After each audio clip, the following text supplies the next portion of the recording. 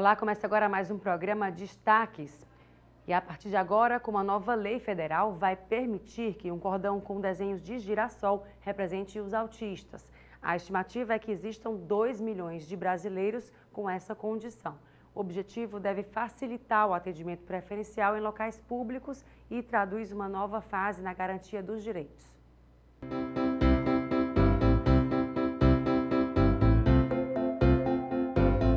Essa é parte da rotina do Davi.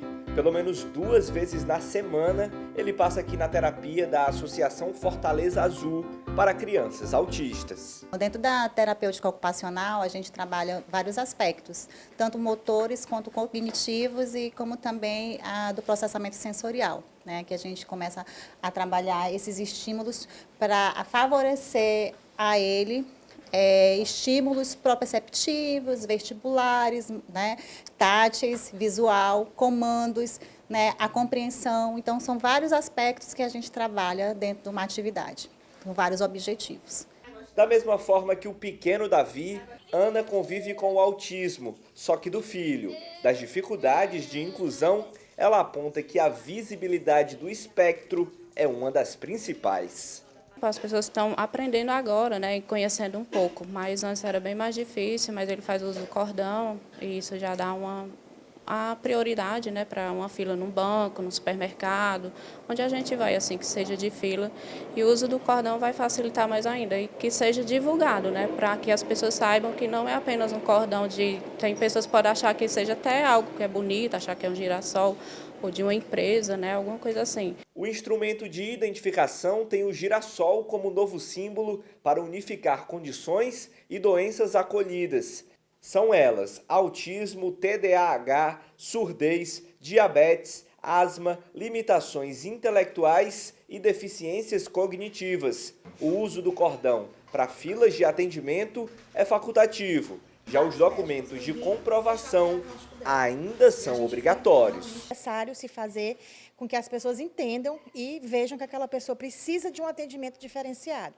Porém, se não houver a divulgação do porquê desse cordão, o significado do cordão do girassol, a sociedade não vai compreender, vai ser mais um cordão. São atendidas 25 crianças na associação.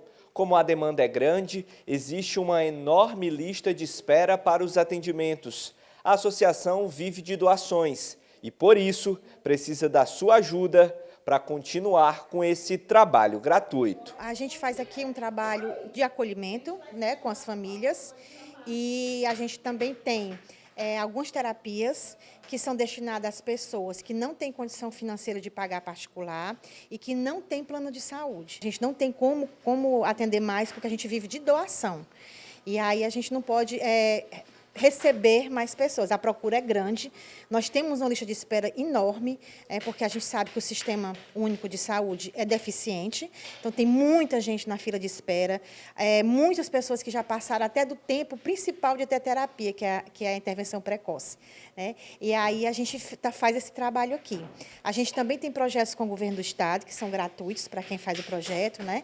E a gente está ainda na busca de aumentar esse acolhimento que a gente faz aqui. O da associação é o e-mail, que é associacãofortalezaazul@gmail.com, e a gente fica aqui na Rua Eliseu Oriá, 970.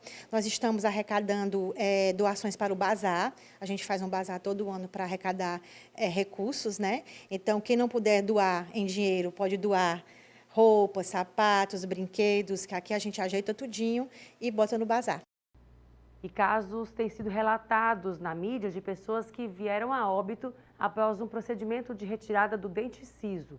Mas quais os cuidados que o paciente deve ter para que a cirurgia não tenha intercorrências? A dentista Raquel Fitterman tem mais detalhes. Acompanhe. Raquel, obrigada pela sua presença aqui no Destaques. Vamos falar um pouco sobre a saúde dos dentes, sobretudo sobre essa questão agora que saiu ultimamente, de alguns casos não bem sucedidos com relação à retirada do siso, né? As pessoas ficaram assustadas. Enfim, mas de certa forma, conta pra gente como é que é feito esse procedimento, para se ter segurança, o que precisa, né, nesse caso, do paciente também ter consciência com relação a isso. Bom, o que precisa saber de imediato é que se trata de uma cirurgia e como toda cirurgia tem seus riscos também. Os riscos são poucos, são mínimos, se tomados todos os cuidados, tanto no pré-operatório, no transoperatório, principalmente no pós-operatório. Por quê? Porque tem pessoas que saem lá do consultório, acabam de fazer a cirurgia, não estou sentindo dor, não estou sentindo nada, e vão fazer algumas coisas, né? Não ficam de repouso, não tem os cuidados que tem que tomar, às vezes a gente passa a medicação, o paciente não toma. Então, assim, se certificar de que está tudo direitinho, fazer todos os cuidados pré-operatórios também, é uma cirurgia que se faz muito em todas as clínicas no Brasil, uma cirurgia comum até.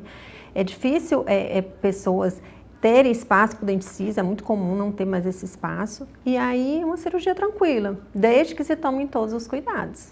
Raquel, e qual é o momento que faz a avaliação? Assim, o comum é você ir todo ano, né? Você fazer o acompanhamento junto ao profissional, ver a saúde dos dentes, enfim. Mas de que momento, qual é o momento que se identifica que precisa tirar esse dente ciso? Bom, antigamente a mandíbula era muito grande, se comia muito carne, lá ainda nos homens primatas, quando a gente vê aquelas fotos do homem de antigamente, realmente essa região é bem protrusa. Por quê? Porque se comia muito carne, se mastigava muito. Hoje, com a indústria alimentícia, os alimentos cada vez mais processados, a mandíbula, com o passar a evolução da espécie, ela foi realmente diminuindo de tamanho. A maxila, a mandíbula, a gente ficou menos protruso. E o espaço para o dente ciso, ele foi cada vez mais reduzindo. Não são todas as pessoas que não têm espaço, mas existem pessoas que realmente não têm espaço mais para o dente. Ou ele nasce de lado, ou ele nasce trepado, ou às vezes ele está deitado de cabeça para baixo, sabe? E a gente tem que fazer essa avaliação. Se realmente não tiver espaço, a gente não vai tirar indiscriminadamente. Se o paciente não tiver espaço, estiver prejudicando a oclusão, a arcada mordida, realmente a gente vai fazer essa indicação, né? No consultório odontológico, a gente faz normalmente na visita regular. É um dente que se nasce, costumo dizer que é o dente do juízo, porque ele nasce normalmente aos 17 anos, 18 anos, algumas pessoas antes, outras depois. Mas quando ele começa a nascer, se ele não tiver espaço, realmente o ideal é a gente fazer a cirurgia. E aí a gente vai ver se vai ter necessidade realmente. Sempre que se faz a cirurgia, a gente pede alguns exames, alguns mais simples, às vezes só com raio-x.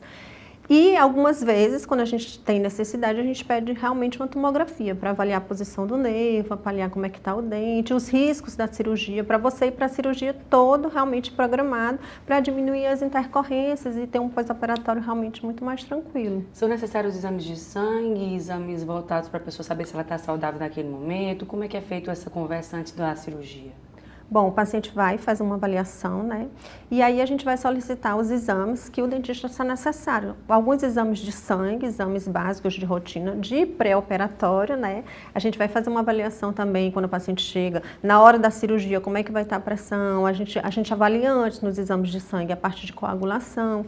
Às vezes o paciente alguns pacientes até mais idosos estão tomando algum remédio para afinar o sangue, a gente conversa com o cardiologista, conversa com o médico, o paciente parar às vezes 7, 8 dias antes a medicação para diminuir os riscos do paciente ter uma hemorragia, ter alguma complicação. Então a gente se certifica se o paciente tem alguma doença crônica também, a gente faz todo o acompanhamento para na hora da cirurgia já estar tudo preparado para o paciente fazer e ter a cirurgia assim tranquila, poder tirar o dente para casa assim, sabendo que vai estar tudo bem. Vai voltar com 8 dias para remover a sutura e aí, dependendo do caso, a gente libera, às vezes, com 15 dias, um pouquinho mais, um pouquinho menos, para o paciente já retornar às suas atividades normal. Agora, os 3 primeiros dias é muito importante que o paciente fique de repouso. Às vezes ele não está sentindo nada, ele não está sentindo dor, ele sai do consultório anestesiado. E aí a gente fala, olha, tem que tomar medicação, a boca tem muita bactéria na boca. As principais complicações nessa cirurgia, além de lesão de nervo, que pode acontecer também, né, por conta do dente estar muito próximo ali da região do nervo, e para isso que a gente pede a tomografia, né, para poder fazer a cirurgia com segurança, a principal complicação que leva à morte é a septicemia, que é a infecção generalizada. Por quê? Porque a boca ela tem muita bactéria. A gente é cheio de bactérias saudáveis e outras nem tanto, né? E aí, a gente, normalmente, nessa cirurgia, a gente passa para o paciente estar tomando antibiótico, às vezes até antes, 1 hora antes da cirurgia, para ele já chegar com antibiótico na corrente sanguínea. E em casa, muitas vezes, a gente prescreve também antibiótico, que é muito importante o paciente tomar medicação. E é o primeiro sinal. Também, ele fez a cirurgia, eu fui para casa. Ah, eu tô inchada, eu não tô conseguindo abrir a boca, eu tô com dor, eu tô tendo febre, tá ficando avermelhado, tá ficando quente. Ele tem que procurar voltar, ligar pro dentista para ir lá, pra gente resolver a solução, procurar a solução, né, o mais rápido possível. E nesse caso, assim, existem procedimentos padrão, digamos assim, porque a gente viu um desses casos, a família estava solicitando através de abaixo-assinado para que seja feito um procedimento padrão, né, para que seja feito alguns, enfim... O que de fato, né, com você como profissional da área, o que de fato é colocado para o paciente, ou é cada caso que é estudado? Bom, a gente tem que individualizar, né? A gente não pode generalizar. Tem casos que o dente está dentro do osso, que a gente vai ter que abrir o osso, é uma cirurgia mais complicada, vai ter que tirar o dente dentro do osso. Tem casos que o dente já nasceu e está só sem espaço, aí é uma cirurgia muito mais simples. O ideal é que o dentista, você procure um profissional que realmente tenha experiência, que saiba fazer. Não é uma cirurgia simples, não é uma cirurgia que qualquer dentista vai poder fazer, principalmente se aquele dente está dentro do osso, se é uma cirurgia um pouquinho mais complicada, ele tem que procurar um profissional que saiba fazer, que vá realmente solicitar os exames complementares pré-operatórios para ele sentir segurança e realmente poder fazer. Não tem como a gente generalizar e dizer, todos os pacientes a gente vai, né, fazer esse procedimento ou aquele, porque vai depender realmente do caso. Mas o principal é realmente você ir atrás de um profissional que saiba fazer e vá direcionar, porque um profissional que ele já tem experiência, ele vai fazer exatamente todos os passos necessários para que a cirurgia ela corra tudo bem. Uma cirurgia que se faz muito no Brasil todo e são casos assim bem isolados. Coincidiu de serem vários casos, assim, acho que 3 ou 4 casos que no Brasil agora recente, chamou muita atenção das pessoas, as pessoas ficaram com medo de fazer esse tipo de cirurgia, mas se você for ver a casuística é muito baixa de morte, baixíssima mesmo. São feitas milhares e milhares dessa cirurgia todo mês no Brasil inteiro e realmente a gente não costuma ter intercorrências. Foram casos assim isolados. E o paciente, ele tem que ficar ligado que ele tem que ter os cuidados, ficar de repouso e tomar todas as medicações que o dentista passar e fazer os exames também quando forem solicitados. Aqui é quando você fala em profissional capacitado, né, qualificado para esse tipo de procedimento. Qual é a qualificação que essa pessoa deve ter?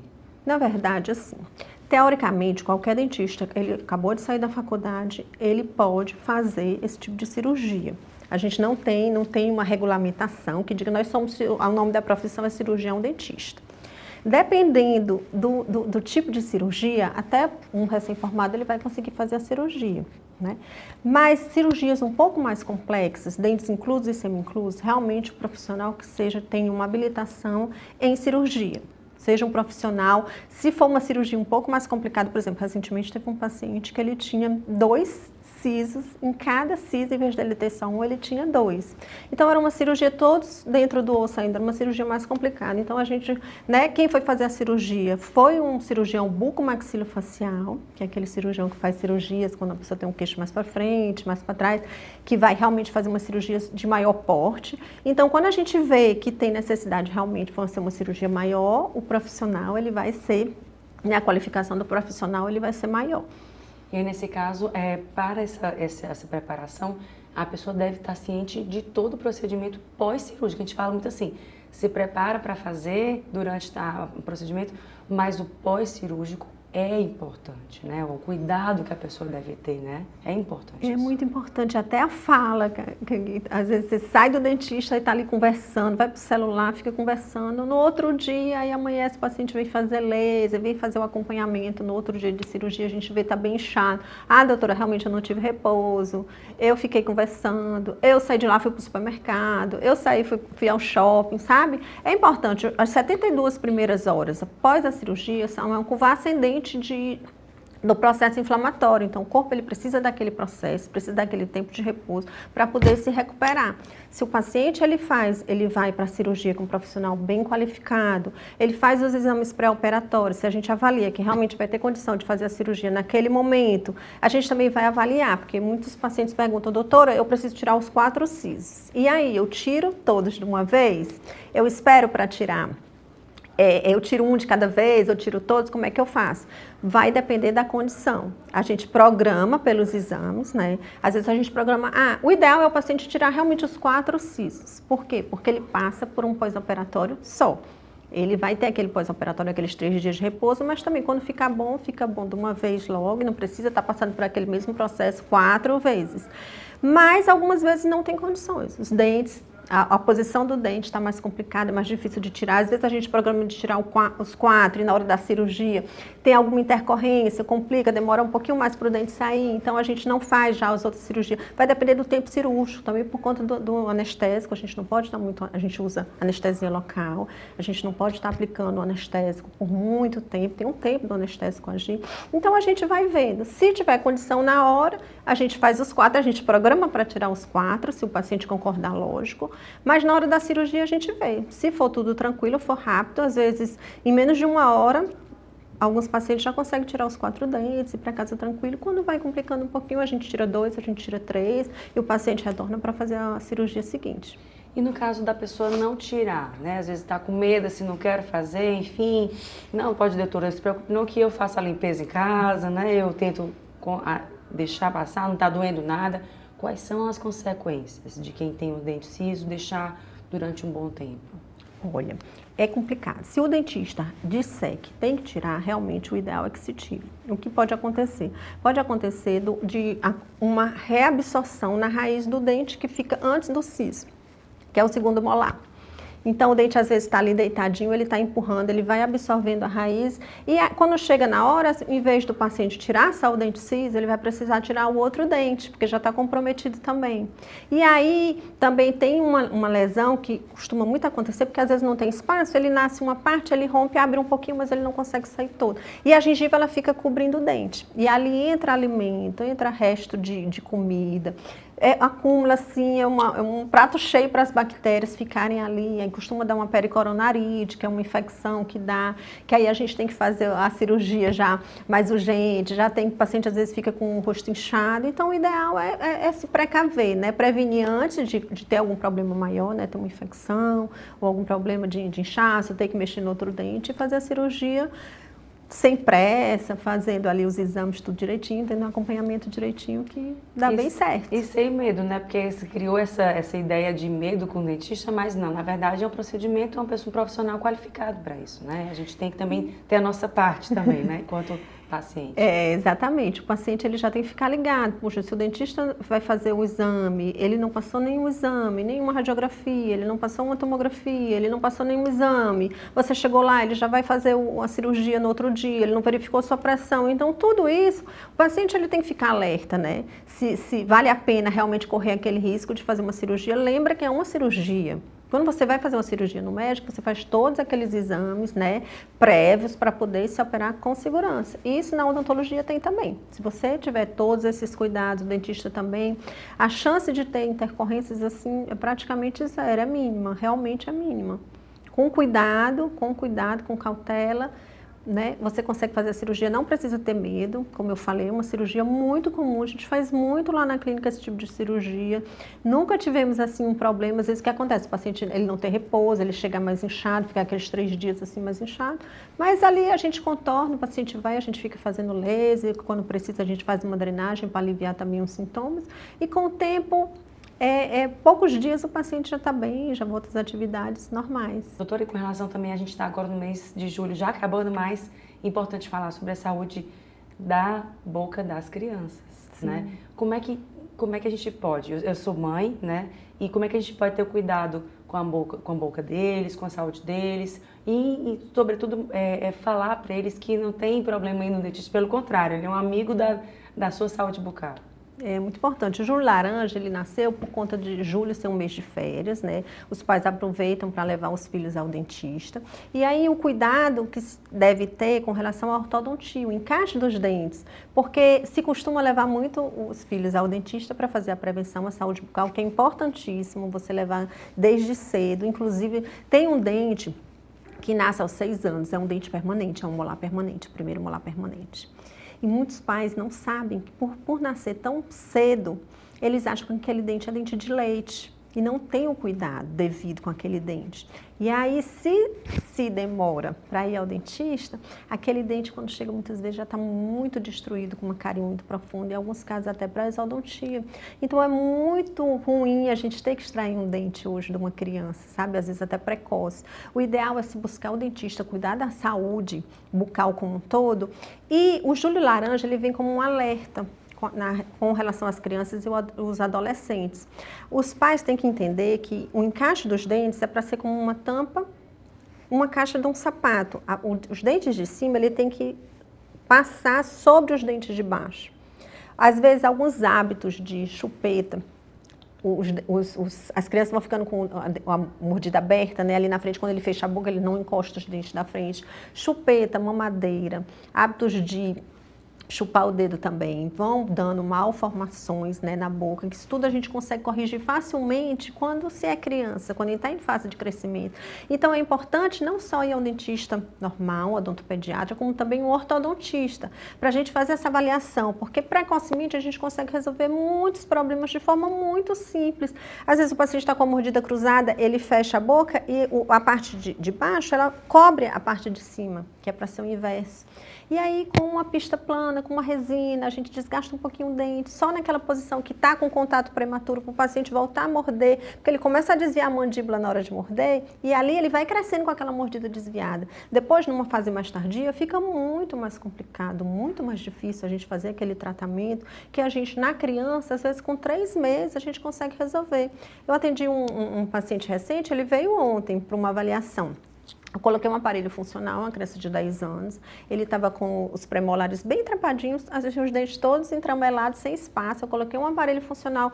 Gente, funciona com 3 meses, os dentes estão muito, muito alinhados. Ele ainda está em troca de dentes, mas aquele apinhamento, quando ele fechava a boca, os dentes iam muito para frente, que a gente chama de overjet, né? Ele não encosta o dente de baixo, o dente anterior aqui, no de cima, tinha um overjet, já diminuiu muito, então são problemas assim que a gente fala de classe 1, que o paciente fica mais dentuço. Às vezes a mandíbula também que cresce muito e ela avança, passa por cima. Seriam casos que numa fase adulta, alguns casos seriam só para cirurgia.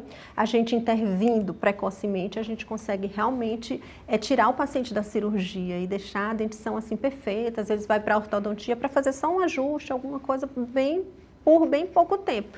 Mas isso tudo se os pais levarem os filhos, né, observarem como é que está o encaixe dos dentes e levarem os filhos realmente para fazer uma avaliação com o ortodontista. Não esperar muito. E nesse caso, esse mês é justamente para dar essa conscientização dos pais, né? Exatamente, é o Júlio Laranja, para os pais se conscientizarem, estarem avaliando a boca dos filhos, não só com relação à cárie, né?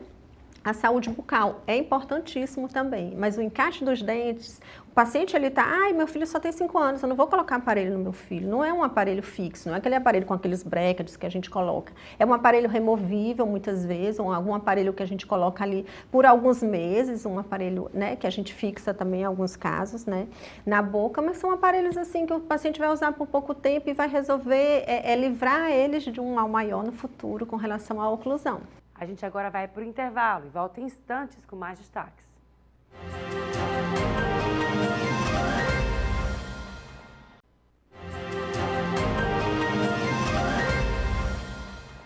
Estamos de volta. A Associação Cearense de Emissoras de Rádio e Televisão lança nesta quinta-feira, agora dia 27, o projeto Rádio G21 no auditório da Torre IBS Design.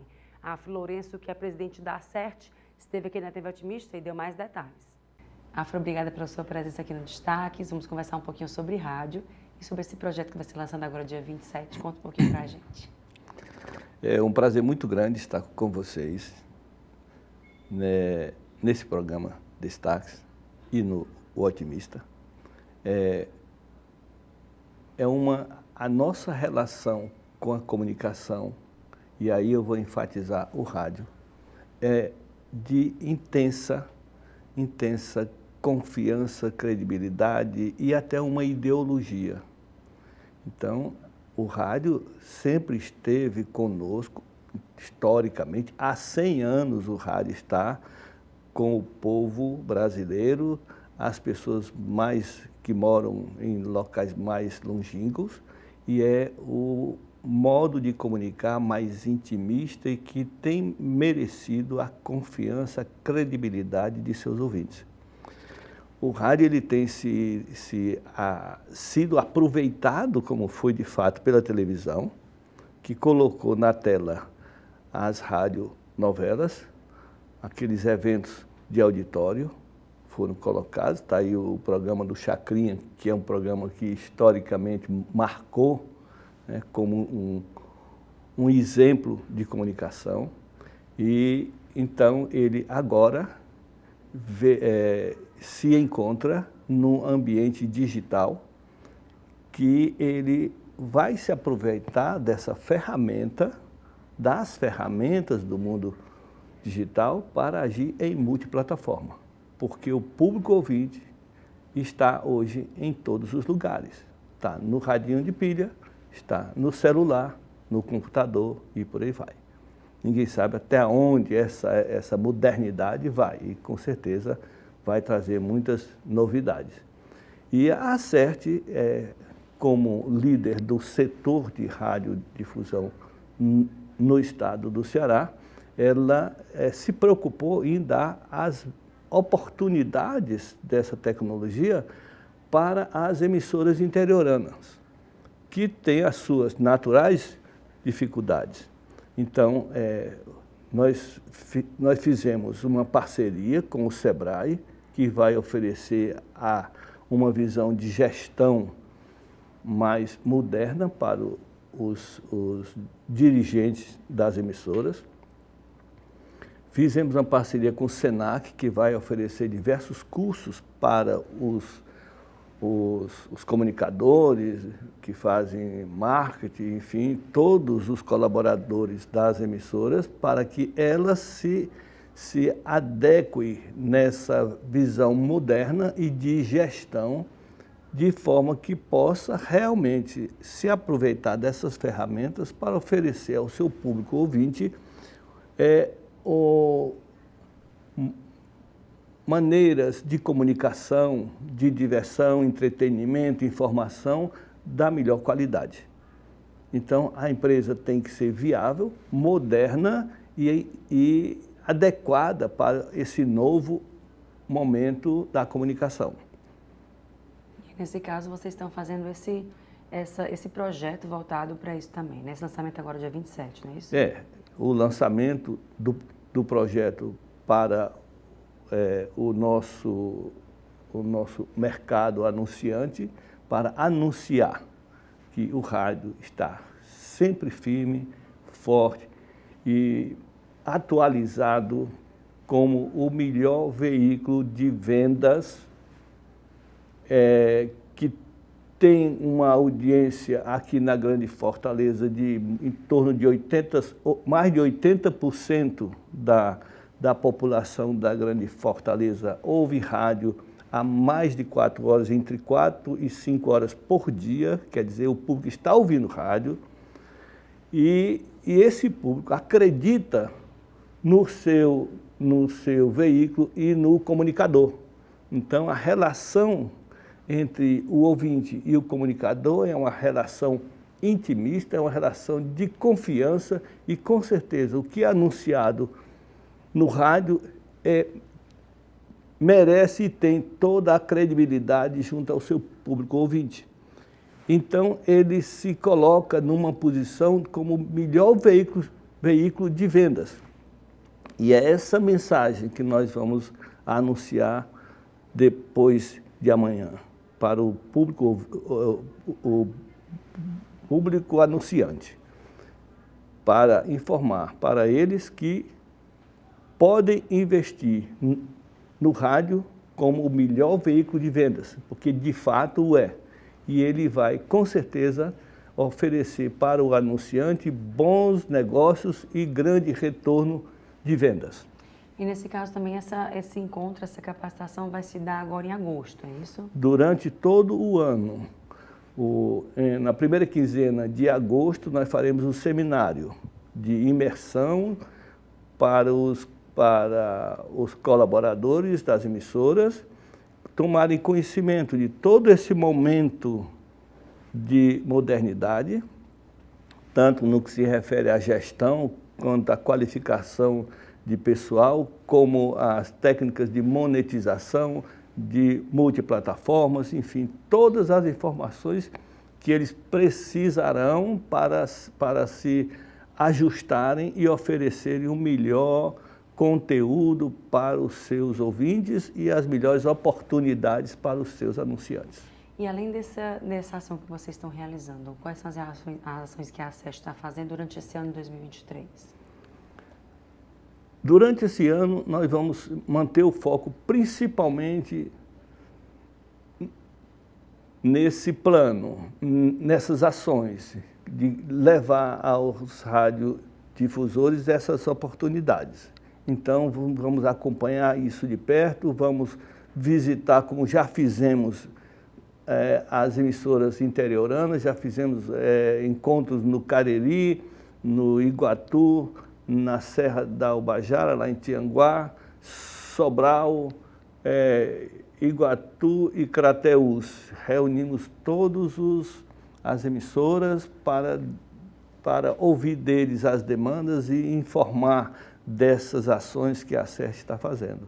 Então, é uma oportunidade muito interessante que queremos voltar antes do final do ano para ver como estão acontecendo as mudanças.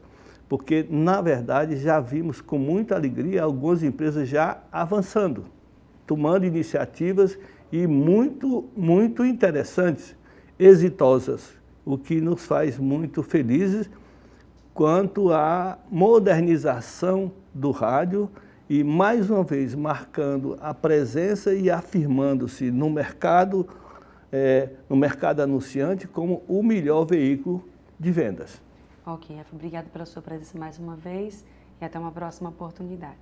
Eu é que agradeço, a ACERT, a Associação Cearense de Emissora de Rádio e Televisão, agradece a oportunidade de falar com os seus telespectadores e acreditando que voltaremos outras vezes, a nossa relação é também intimista, então é um veículo, o otimista é realmente a minha maneira de ver a vida, com otimismo, e acredito que nós vamos realmente comemorar muito sucesso. E dica de teatro, a companhia de teatro Que História é Essa e a Moio de Artes Produções Artísticas apresentam no Porão do Teatro José de Alencar, nos dias 2 e 3 de agosto, o espetáculo Entre Quatro Paredes. O produtor artístico e ator do espetáculo, Ronaldo Agostinho, esteve aqui na TV Otimista e falou mais sobre o roteiro e a peça. Acompanhe. Ronaldo, obrigada pela sua presença aqui no Destaques. Vamos falar um pouquinho sobre essa peça que vai ser agora, né?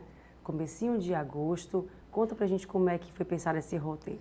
Eu que agradeço, né, a oportunidade de poder falar sobre o espetáculo Entre Quatro Paredes. Desde 2014, eu acho, então faz bastante tempo que eu tenho a vontade de montar esse espetáculo, né? Um texto hermético, um texto mais fechado de um filósofo francês existencialista, que é o Jean-Paul Sartre.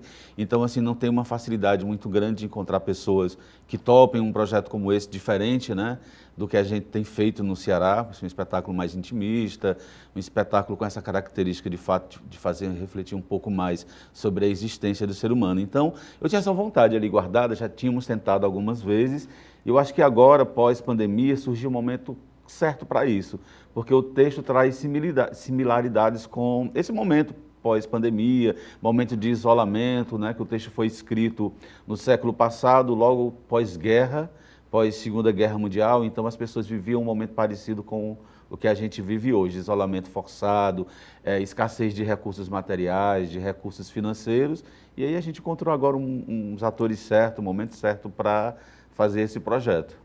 E aí a gente estava conversando aqui nos bastidores, né, no local onde vai ser feito, né, que é no Porão do Teatro José de Alencar, que é um teatro magnífico, né, assim, a gente tem um carinho muito grande, particularmente por ter trabalhado lá também, né, a gente estava conversando aqui nos bastidores, mas sobretudo sobre o equipamento, né, que é de uma grandiosidade sem tamanho, né, e vocês vão se apresentar no Porão do teatro, não é isso? Isso, a gente sempre fica muito feliz, né, quando tem a oportunidade de se apresentar no Teatro José de Alencar.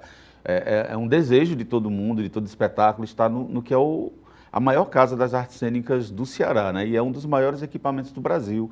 É um teatro monumento que faz parte da história arquitetônica brasileira, é um patrimônio brasileiro.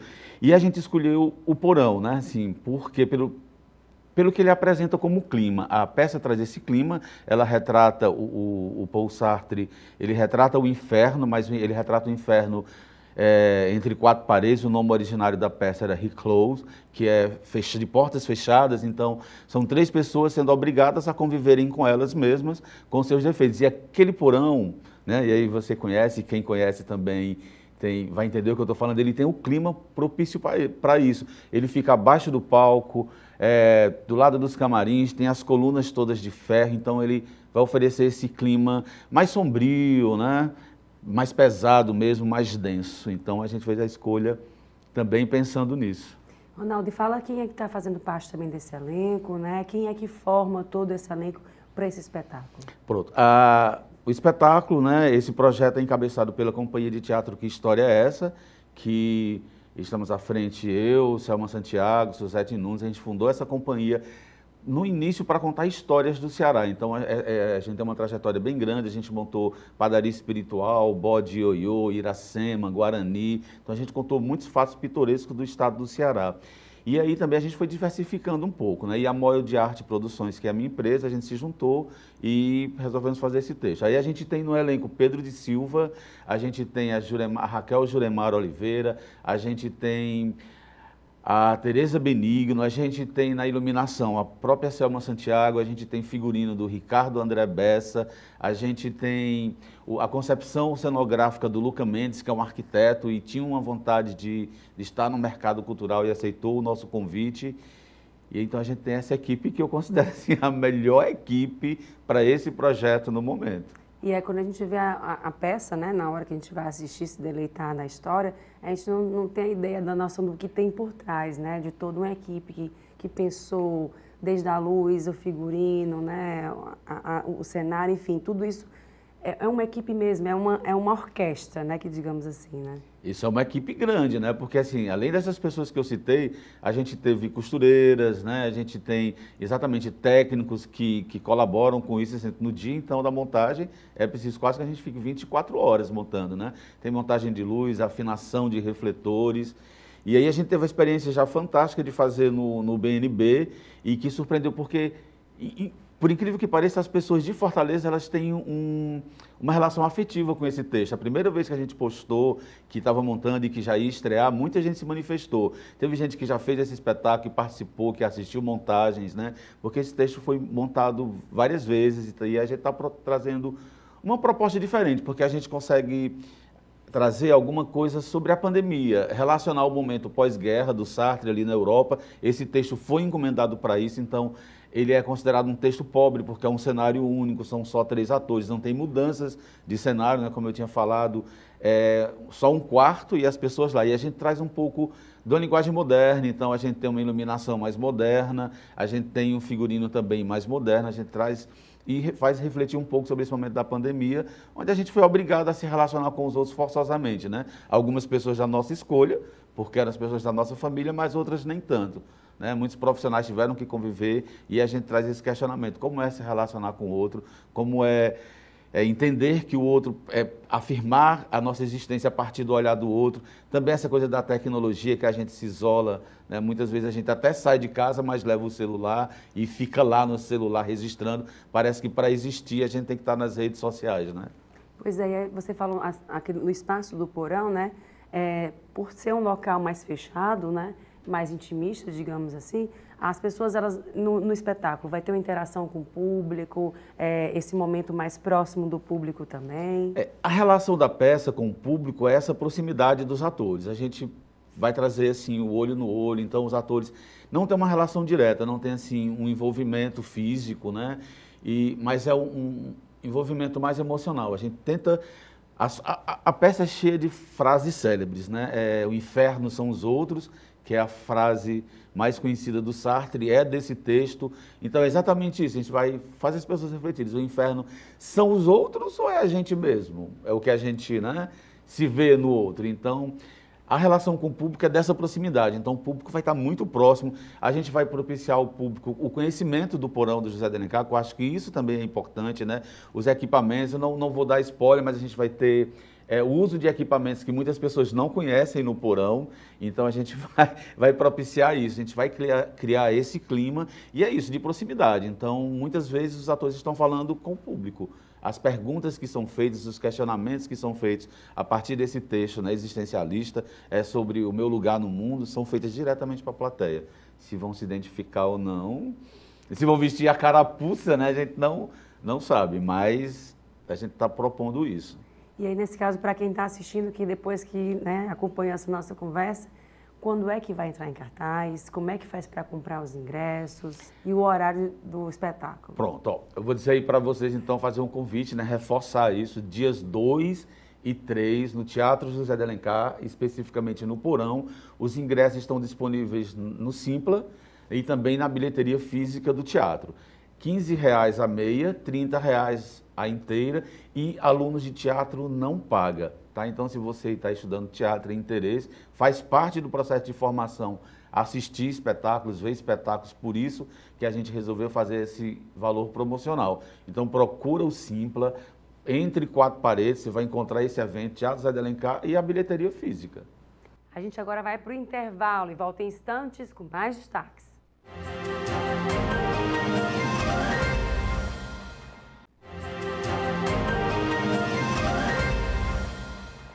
Estamos de volta. A conscientização ambiental está no foco do Cine Ecologia, o projeto que proporciona a crianças e jovens a experiência de debater essa questão, ao mesmo tempo que vivenciam a experiência da produção audiovisual.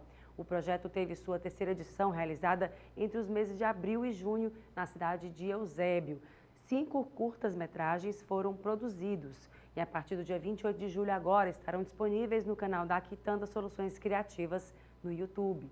Mardônio Barros, que é diretor do projeto e da Aquitanda Soluções Criativas, esteve aqui na TV Otimista e deu mais detalhes. Acompanhe. Obrigada pela sua presença aqui com a gente no Destaques. Fala um pouco sobre esse projeto para a gente. Quando foi que começou e como é que está atualmente? Tá. Queria agradecer primeiro o convite, né, a gente poder participar do espaço. O projeto, né, que é o Cine Ecologia, é uma iniciativa que a gente em 2011 iniciou.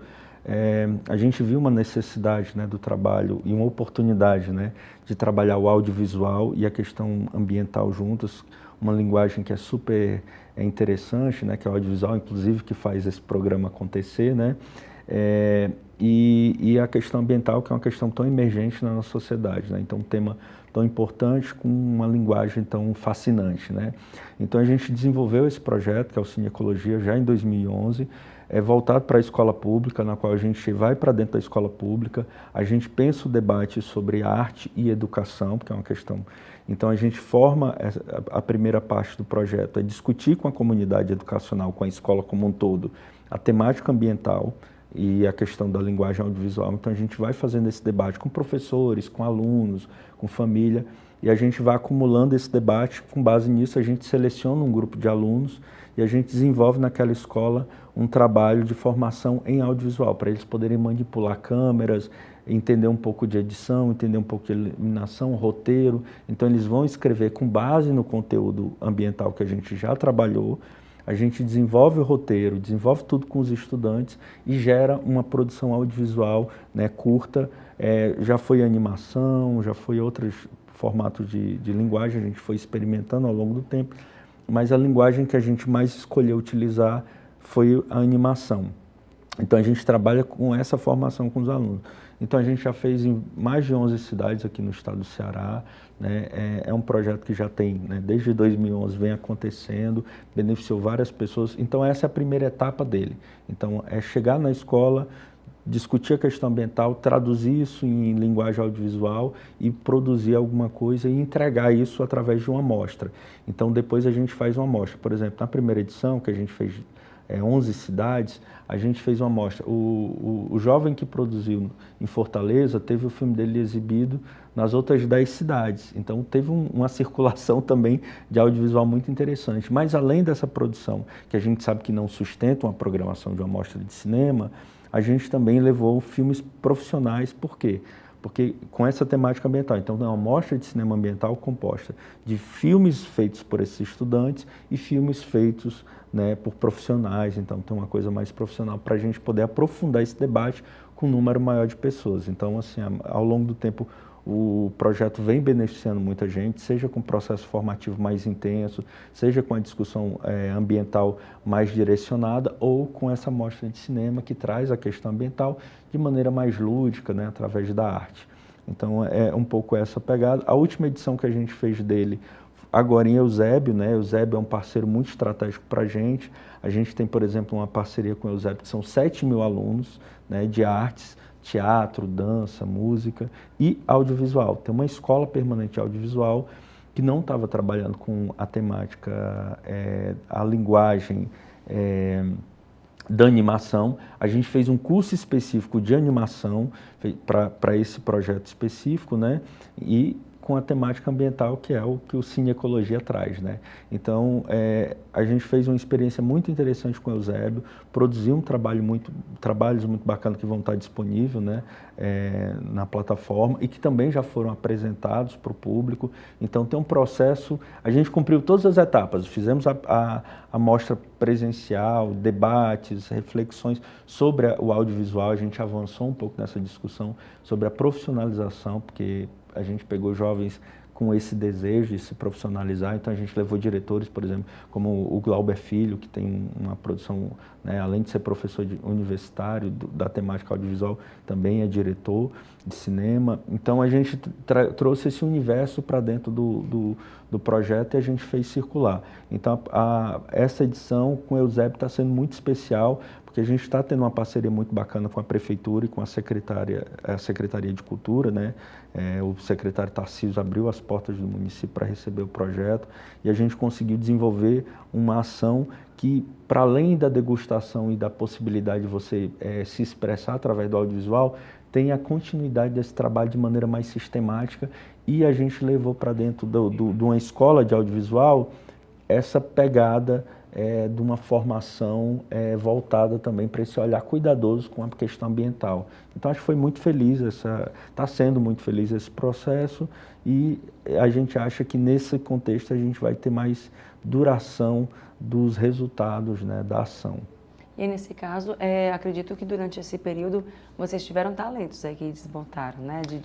De alunos que passaram a trabalhar na área ou que se conscientizaram de forma, né, lúdica, mas de fato realista da importância ambiental. Como é que tem sido esse período de tempo? Olha, assim, muito gratificante, ao mesmo tempo emocionante, né, a gente poder experimentar isso ao longo do tempo e ir numa escola pública de alunos de ensino fundamental, que são alunos pequenos, relativamente pequenos, né, até o 9º ano, e você poder ver aquela criança se desenvolver, falar coisas e pensar, construir, ver o produto final e dizer assim, nossa, eu consegui fazer isso, eu não achava que era possível fazer, eu via na TV e achava aquilo muito difícil, mas eu consegui fazer junto com outras pessoas, junto com orientação, eu fui capaz de fazer. Então essa capacidade de realização e de autoexpressão é algo muito importante. Por exemplo, olha como a transformação ela acontece em diferentes camadas, né?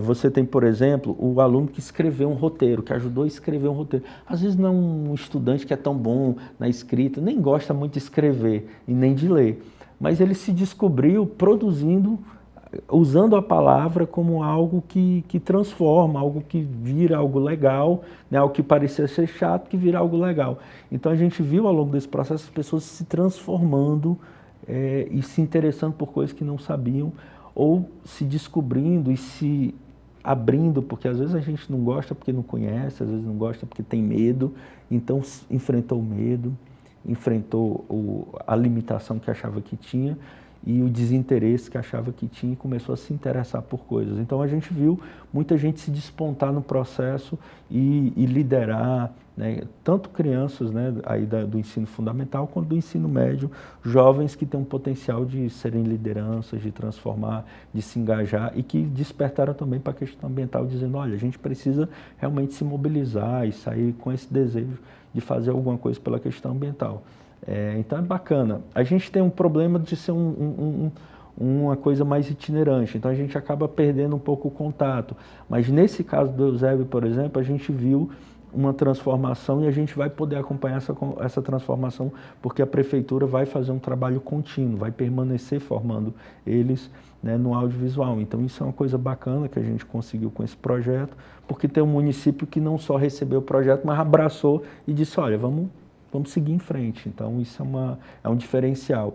E com base nessa experiência também a gente sai mudado, porque a gente está querendo mais Eusébios da vida como parceiros para a gente poder ter processos mais longevos de transformação. Então, isso é uma coisa bacana desse projeto, sabe? Assim, a gente gosta de vivenciar isso, porque muda o aluno, muda o professor e muda a comunidade. Porque quando o pai vê, meu filho que fez aquilo ali, mas aquele meu filho que, né, não tem interesse em nada, que eu achei que não ia fazer nada da vida, e aí o pai também descobre um filho que ele não sabia, porque talvez ele não tinha olhado. Então a tela, aquilo projetado, feito pelo filho dele, começa também a construir uma outra ponte de relacionamento e ali fortalecer relações de vínculo familiar que são muito importantes através do orgulho, da consideração e do respeito uns aos outros com base naquilo que a gente vê que a gente é capaz de fazer. A gente sabe que isso é transformador. Então a gente tem visto isso ao longo desses anos,